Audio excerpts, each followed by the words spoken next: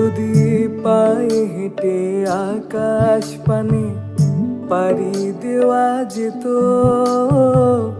সেই পথ আবার তোমার কাছে আমায় নিয়ে যেত, আমায় নিয়ে যেত। সায়র শেষে আকাশ নামে তারা জলে শত,